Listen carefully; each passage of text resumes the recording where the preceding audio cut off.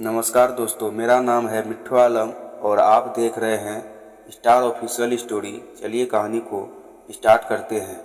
आज की कहानी है रहस्यमयी जंगल की कहानी। यह कहानी एक भयानक जंगल की है जो जगदीशपुर से लेकर भगवानपुर तक फैले इस जंगल में ना जाने कितने भयानक जानवर और भूत आत्माएं रहती है। इस बार मैं भगवानपुर रक्षाबंधन पर दीदी के यहाँ गया। वहाँ के लोग उस जंगल के बारे में बताते रहते हैं कि इस जंगल में आत्माएं भूत प्रेत रहते हैं। तो मुझे वैसे भी भूत प्रेतों पर विश्वास है, शायद आप लोगों को भी हो। तो मैं 15 अगस्त को अपने जीजाजी के कॉलेज गए थे। वहाँ के लोग उन्हें आचार्य जी कहते थे। 15 अगस्त का प्रोग्राम खत्म होते ही हम लोग जाने ही वाले थे कि वहाँ के पड़ोसी ने उन्हें घर पर चाय पीने के लिए बुलाया। हम लोग उनके घर चाय पीने के लिए गए। ऐसे ही बातें हो रही थी, तब उन्होंने अपनी बीती कहानी बताई कि अभी कुछ दिनों पहले मेरे बेटे राजवीर के साथ ऐसी घटना घटी है कि आपको क्या बताएं।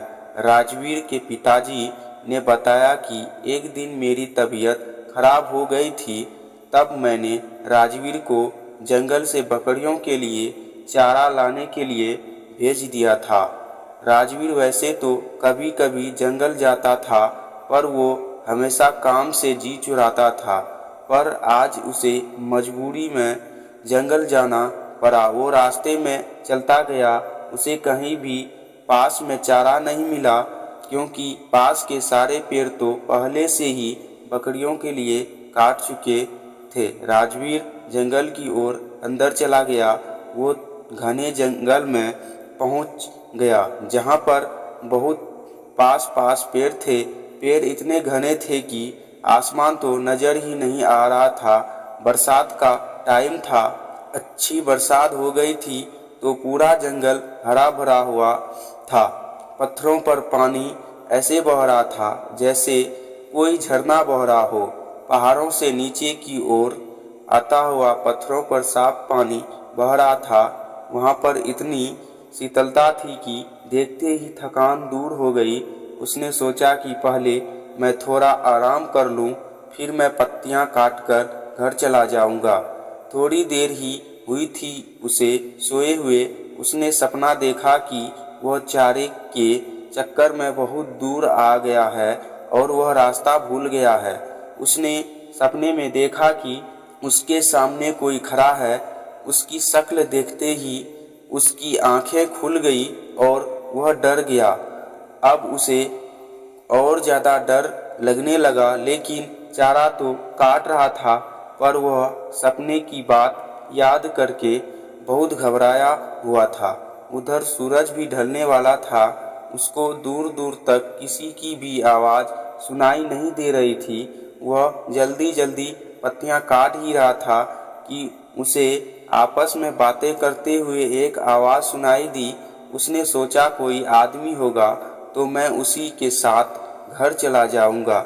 उसने जल्दी से पत्तियां बांधी और जहां से आवाज़ आ रही थी उधर की ओर चल दिया। लेकिन उसने यह ध्यान नहीं दिया कि वह आया किधर से है और किधर जा रहा है। वह उल्टा जंगल में घुसता चला गया। आवाज़ और साफ सुनाई देने लगी तो वह और आगे बढ़ा। उसने देखा कि दो लोग आपस में बातें कर रहे हैं और उनकी पीठ दिखाई दे रही है। उसने उनके पास जाकर बोला, क्या तुम मुझे घर जाने का कोई छोटा रास्ता बता सकते हो? इतना कहते ही वो दो लोग उसके सामने से ऐसे गायब हुए कि वहाँ कोई था भी या नहीं। उनके गायब होते ही उसके पसीने छूट गए और वह बेहोश हो गया। जब उसे होश आया तो वह देखता है कि वो सपने वाला आदमी उसके सामने खड़ा है। बड़ी बड़ी लाल आंखें, दांत बाहर निकाले हुए, ऊपर से नीचे तक इतना भयानक कि वह डर गया और पागल सा होकर भागने लगा। उसने देखा कि एक भालू उसकी ओर भागता हुआ आया और उसके ऊपर झपटा। उसे लगा कि अब नहीं बचने वाले हैं। उसके तो होश ही उड़ गए। वह एकदम बैठ गया और वह भालू ऊपर से निकल के नीचे गिरते ही वह आदमी बन गया। उसके गाल पिचके हुए थे और हाथ टेढ़े और पैर उल्टे और लंबी दाढ़ी और दांत होठ कट कर बाहर निकले हुए थे। राजवीर तो बस उसे देख रहा था, पर उसके होश ठिकाने नहीं थे। वह वहीं पर गिर पड़ा। इधर घर वालों को चिंता हो रही थी कि अंधेरा हो गया, राजवीर अभी तक क्यों नहीं घर आया है। उसके बड़े भाई ने कहा कि अभी आता ही होगा। सब लोग जब इंतजार करके थक गए और रात के 10 बज रहे थे, अब उसके भाई को लगा शायद कुछ तो गड़बड़ है। कुछ लोगों ने कहा चलो ढूंढते हैं, क्या पता इतने बड़े जंगल में कहाँ क्या हो गया होगा। सब लोग लाठी भाले टॉर्च लेकर उसे ढूंढने निकल पड़े। उसका बड़ा भाई अपाहिज था, वह एक पैर से चलता था, इसलिए उसके पिताजी ने कहा बेटा तुम यहीं रहो अपनी माँ और बहन के पास, हम लोग जाते हैं, कुछ खबर होगी तो हम बताएंगे। और वो लोग जंगल की तरफ चले गए। आधी रात जंगल में ढूंढते हुए बीत गए, पर उसका कुछ नहीं पता चला। जहाँ तक वो लोग जाते थे वहाँ तक सारा जंगल छान मारा, मगर राजवीर का कोई पता नहीं चला। सब लोगों ने कहा कि अभी घने जंगल में जाना ठीक नहीं है, अभी सुबह होते ही चलेंगे। अभी 4 बज रहे हैं, अभी 1 घंटे में सुबह हो जाएगी।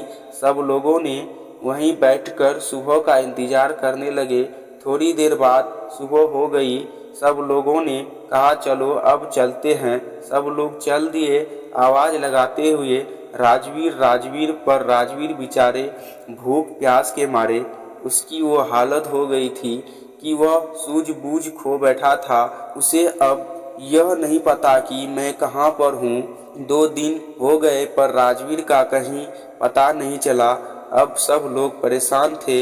उधर राजवीर का भाई बहुत व्याकुल था बेचारा, कुछ कर तो नहीं सकता था, पर वह जाकर अपने घर के सामने नीम के पेड़ के नीचे गड्ढा खोदने लगा और कहने लगा मेरा भाई आएगा, मेरा भाई आएगा। वह कहे जा रहा था। दोस्तों, उस नीम के पेड़ पर वह रोज सुबह दूध चढ़ाते थे, उसे अपने देवता का निवास मानते थे। इधर उसके भाई की पुकार सुन के उनके देवता निकल पड़े। उधर रात हो गई थी और राजवीर को उन भूतों ने घेर रखा था। वह खुद बता रहा था, क्या बताऊं उस रात की बातें, याद करके मैं अभी भी डर जाता हूँ। वहाँ पर इतने भूत एक साथ मैंने क्या किसी ने सपने में भी नहीं देखे होंगे। किसी की गर्दन अलग तो कोई बिना आँख कान, कोई ढांचा मेरे चारों तरफ तांडव कर रहे थे। मैं कभी जिंदगी में सोच नहीं सकता कि ऐसा दिन भी आएगा। ऐसी तरह तरह की आवाज़ें निकाल रहे थे। सारा जंगल उनकी आवाज़ से गूंज रहा था। मुझे लग रहा था कि मैं अब बचने वाला नहीं हूँ। लगता है यह लोग मुझे मार डालेंगे।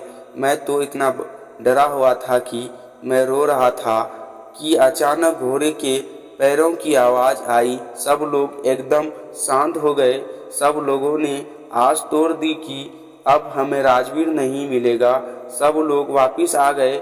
सारे घर में मातम सा छा गया। इधर किसी ने कहा कि किसी भगत को बुलाओ और पता कराओ कि वो अभी तक जिंदा है कि नहीं, वो लौट आएगा कि नहीं। एक आदमी वहाँ के भगत को बुलाने के लिए चला गया।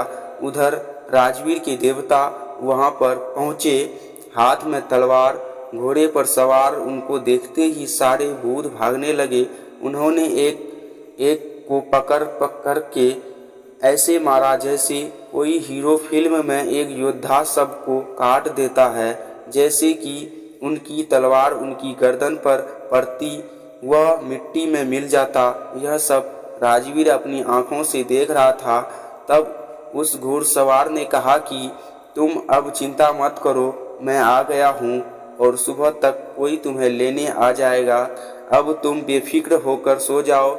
उनके आने से मेरा सारा डर खत्म हो गया और मैं आराम से सो गया।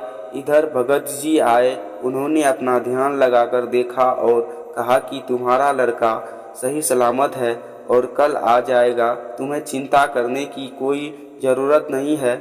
वहाँ पर तुम्हारे देवता पहले ही वहाँ पहुँच चुके हैं और राजवीर का भाई अभी वहीं पर बैठा है और कहे जा रहा है मेरा भाई आएगा। वह किसी की भी बात नहीं मान रहा था, जो भी उसे वहाँ से उठाने को जाता वो उसे धकेल देता था। सुबह जब राजवीर की आंख खुली तो वहाँ पर एक आदमी ने उसे पूछा कि तुम कहाँ से आए हो और कहाँ जाना है, मैं तुम्हें तुम्हारे घर पहुँचा देता हूँ। और वह अपनी साइकिल पर बैठाकर उसे उसके घर छोड़ दिया। घर वालों को देखकर वो ऐसा रोया कि वह बेहोश हो गया। 3 दिन का भूखा प्यासा राजवीर कमज़ोर हो गया था। फिर उसे अस्पताल ले गए, वहाँ वो 2-3 दिन बाद ठीक हो गया। तो दोस्तों कहानी को यहीं पर ख़त्म करते हैं, मिलते हैं अगले वीडियो में। तब तक आप लोग इस चैनल को सब्सक्राइब करके बेल आइकन को ऑल पर सेलेक्ट कर लें, ताकि अगली वीडियो आए तो नोटिफिकेशन सबसे पहले आपको मिले। और हाँ दोस्तों, वीडियो में जो भी मिस्टेक हमसे हुआ है आप हमें कमेंट करके बता सकते हैं। धन्यवाद दोस्तों।